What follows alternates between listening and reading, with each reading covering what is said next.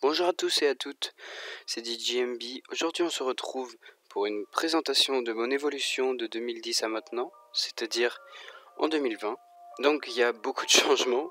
Tout d'abord, voici avec quoi j'ai commencé en 2010, avec deux enceintes Ibiza qui font 200 watts chacune, avec deux pieds Ibiza et des spots, des vieux spots au pied qu'on peut voir en dessous de DJ Max. Sur le pont, nous pouvons apercevoir deux stroboscopes, un jet de lumière à LED qui fait tout simplement des gobos. Au-dessus, deux petits lasers multipoints avec aussi, je ne sais plus exactement comment, j'ai pas les références, mais c'était des trucs de Jiffy. Des petits spots que vous voyez en jaune, rouge et vert de chaque côté, et ça fonctionnait avec la musique.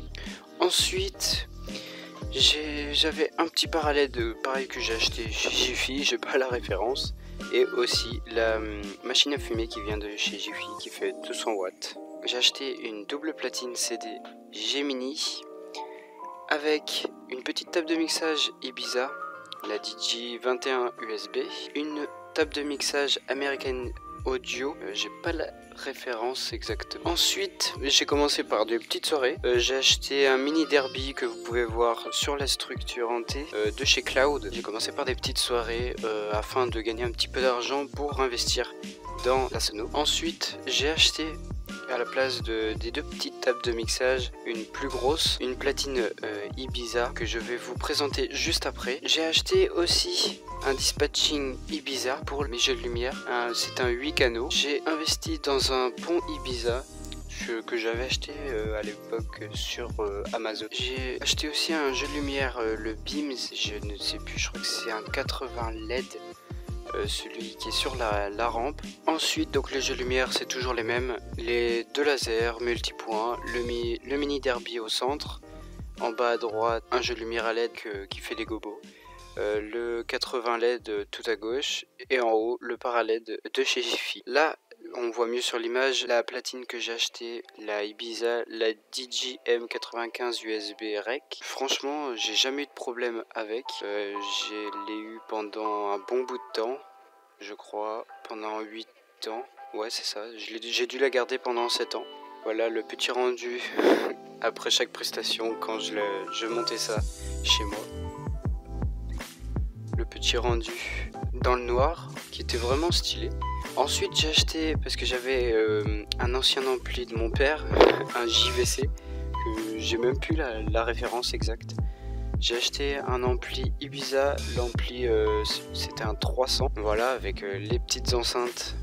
Voilà ce que j'avais comme sonorisation en 2013. Ensuite j'ai commencé à faire des petites soirées par-ci par-là. Je vous laisse regarder la petite vidéo.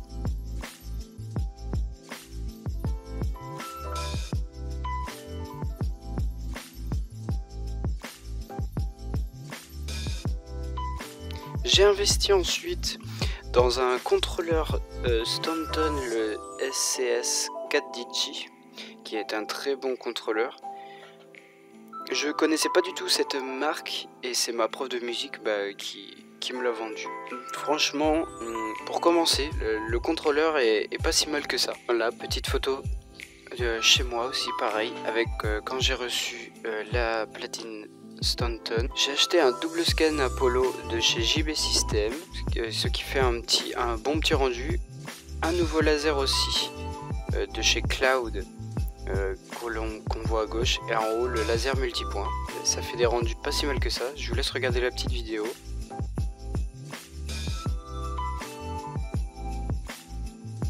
Ensuite, après chaque prestation, je montais mon pont chez moi. Donc on voit le petit laser en haut à droite de chez Cloud qui n'est pas DMX.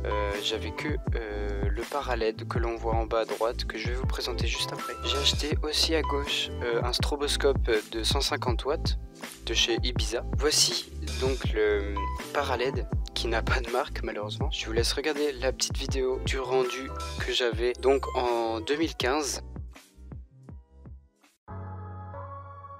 J'ai continué les soirées avec la moitié du pont car il n'y avait pas assez de place, ça arrive des fois lors des prestations. Parce que là c'était dans une maison pour un anniversaire surprise Et le pont, malheureusement, ça prend tellement de place qu'on est obligé de mettre que la moitié. Après, c'est une autre prestation aussi. Il y avait un peu plus de place, mais au lieu de mettre un pont qui prenne la place, j'ai décidé de mettre mes pieds en T, donc de chaque côté. Ensuite, une autre prestation avec toute la structure cette fois. C'était pour des 40 ans si je me souviens bien. Avec les mêmes jeux de lumière. De toute façon, si vous voulez plus d'informations sur chaque jeu de lumière, venez me demander sur mon compte Instagram qui sera en description. De toute façon, dans la description, il va y avoir tous les liens de tous mes jeux de lumière. Donc la petite régie, avec toujours le rendu.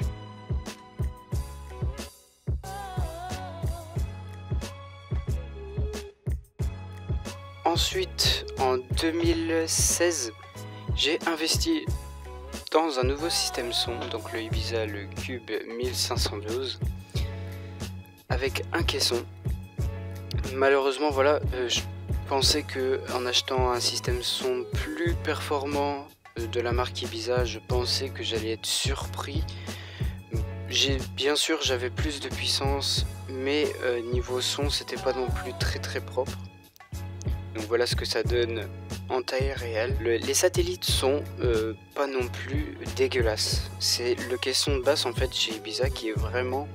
Les basses en fait, comment expliquer, pour de la musique très basse, ça va aller quoi. Mais le caisson Ibiza, personnellement, même si t'en as deux, le son est pas du tout bon quoi. Il y a vraiment que les satellites. Si on a un autre caisson d'une autre marque, je pense que ça pourrait mieux le faire déjà. Mais bon, après quand tu débutes la marque Ibiza, c'est vraiment bien. Voilà, après je regrette pas d'avoir acheté. C'est vrai que donc par rapport à cette image là, ça change des petites enceintes parce que déjà niveau place c'est pas du tout la même chose. Ensuite, mon plus gros investissement pour l'instant, donc c'était en 2016. J'ai acheté deux petites lyres, les Beardy XS2, qui font 35 watts chacune au niveau de la LED.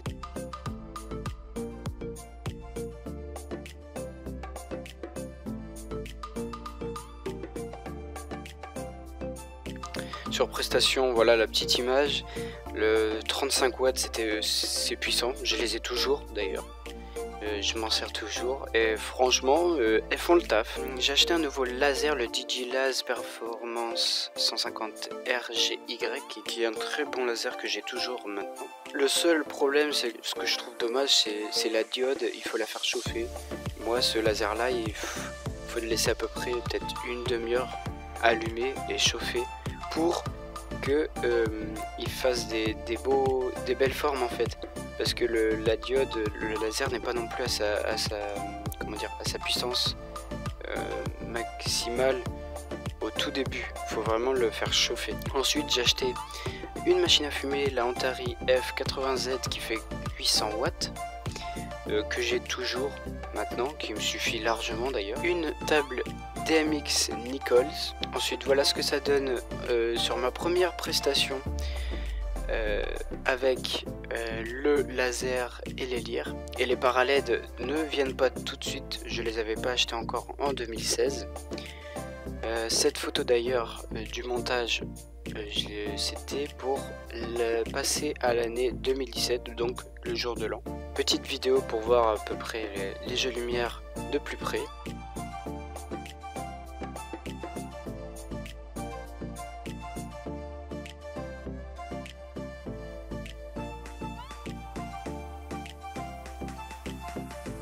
J'ai investi aussi dans un nouveau pont, un pont que j'ai acheté chez Thomann. Le problème c'est que j'ai plus la référence parce que maintenant il n'est plus en vente, mais je vais essayer de le retrouver quand même sur internet. Je vous le mettrai en description. On va passer en 2017, fin 2017 plutôt. Il n'y a rien qu'à changer, j'ai pas racheté, j'ai toujours les deux lyres, les deux paralèdes, oui j'en avais racheté entre deux. le stroboscope. Pour cette soirée-là, c'était à mon ancien lycée. Début 2018, janvier 2018 d'ailleurs, j'ai investi dans 2 nouveaux para-LED de chez Sterville. Parce que j'en ai, en fait, par rapport aux autres para-LED, en fait, ceux-là étaient déjà plus puissants. Et ils sont vraiment... Enfin, niveau esthétique, ils sont bien en fait. Donc j'ai changé et puis ceux-là ils sont DMX aussi. Voici donc début 2018 les premières photos des premières soirées avec les 2 nouveaux para-LED au-dessus du pont et le système son avec le caisson de base qu'on ne voit pas qui était en dessous de ma table. Vous allez me dire oui, tu as fait une soirée, on a vu ta vidéo dans une chapelle. D'accord, c'est peut-être bizarre. Mais en fait c'était dans mon ancien collège et il n'avait pas de salle assez grande pour accueillir tous les élèves. Il n'avait pas de gymnase non plus. Donc c'était dans la chapelle qu'on nous a dit fallait que je fasse l'animation. Donc moi j'ai bien voulu, j'ai accepté. Donc c'est vrai que ça fait une petite expérience d'accord un peu bizarre, mais au moins je l'ai fait. Donc pour cette partie là, ce qui était à moi c'était que la partie lumière et la partie sonorisation sauf les enceintes. Donc le système son était à l'établissement. Pareil pour les pieds avec les 4 para-LED de chaque côté de chez Contest. Pareil pour les 2 machines à bulles côté gauche. Petite photo de l'arrière. Donc voilà la régie, l'ampli n'était pas à moi. Sinon il n'y a rien qu'à changer. C'était la première fois que j'ai utilisé vraiment tout mon matériel, c'est-à-dire que malheureusement j'ai pas trouvé d'autres photos que celle-ci. Début 2019, car en 2018, du coup tout le matos que vous avez vu avant, j'ai fait beaucoup plus de prestations que ça, mais je ne vais pas vous mettre toutes les photos car c'est toujours le même matériel et ça n'a pas d'intérêt.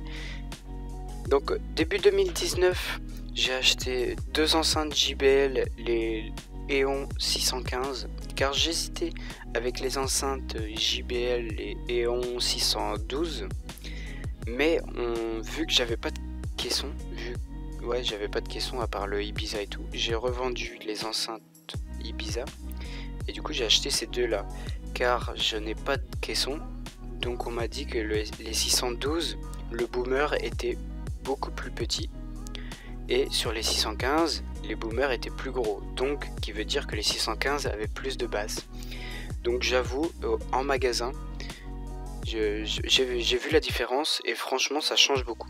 Donc j'ai décidé de prendre les 615 car je n'avais pas de caisson et puis la taille de l'enceinte change aussi. Mais franchement sur ces enceintes là je les recommande. Donc on va passer aussi au nouveau laser de chez Nichols, le Twin Laser JB que l'on m'a offert, qui est vraiment bien, mais vous pouvez le voir en fait, il est d'occasion et en fait il y a que vous avez vu sur mes vidéos, il y a que le bleu qui marche. Le vert marche mais il est beaucoup moins puissant. Donc je sais pas si je peux changer la diode, s'il y en a qui ont déjà eu l'expérience de changer la diode à l'intérieur, car personnellement je ne sais pas faire ça, car c'est vraiment dommage d'avoir que le bleu. Donc voilà, ensuite les soirées en 2019, donc les enceintes JBL avec les para-LED, déjà ça faisait déjà plus comment dire, pas pro, mais c'est moins dégueulasse niveau rendu par rapport à la symétrie des jeux de lumière.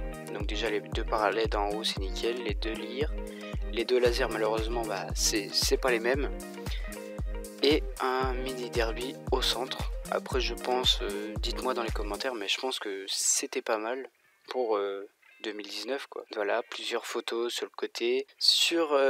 Donc en 2019, début 2019, je dirais fin février, mars, j'ai acheté 2 barres LED de chez Sterville qui sont vraiment bien, je crois de mémoire. J'ai pas envie de dire de conneries, mais je vous donnerai le prix en description. Voici en 2019 un montage sono, donc celui qui vient de sortir sur la chaîne, qui je pense vous avez vu le rendu Franchement, j'étais vraiment content du rendu parce que quand je regarde les photos par rapport à 2010 et tout, quand je me suis lancé, je me suis dit, ben, je me suis vraiment amélioré niveau matos.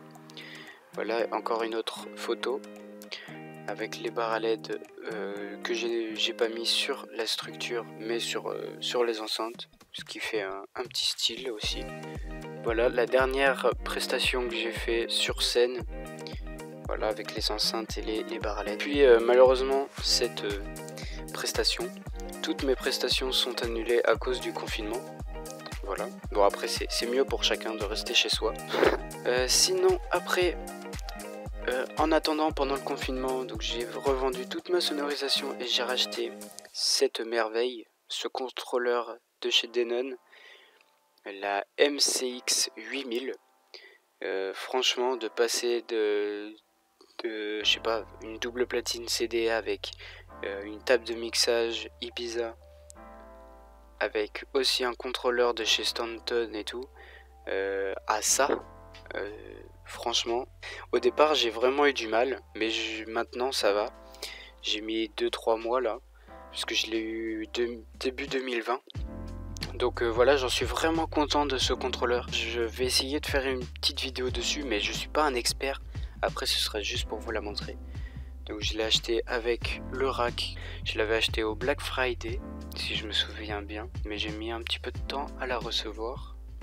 J'ai acheté d'occasion un caisson de basse HK Audio, le 2000A Liner 5. Je l'ai acheté d'occasion, comme on peut voir sur la photo. Il était un peu abîmé au-dessus. Mais après voilà, c'est que le caisson en lui-même. Ça se change. Je l'ai démonté pour regarder les boomers, donc il y en a un qui fonctionne plus.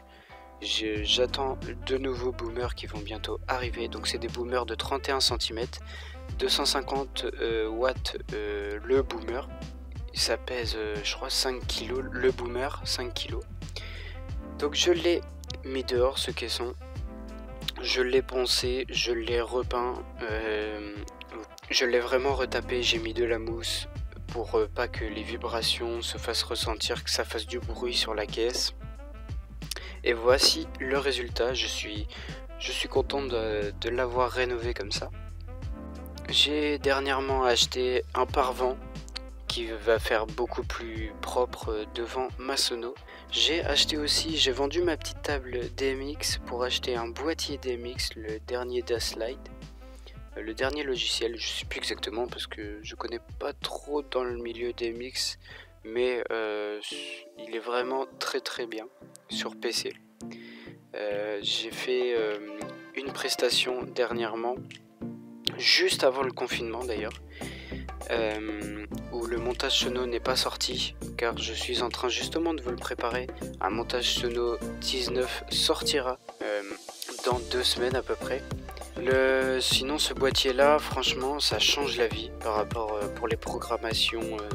Au départ c'est vachement compliqué pour celui qui a jamais touché à la programmation DMX sur PC. Mais après qu'on a compris un peu le truc, ça commence à aller beaucoup plus vite. Ensuite donc on arrive à la fin de cette vidéo là.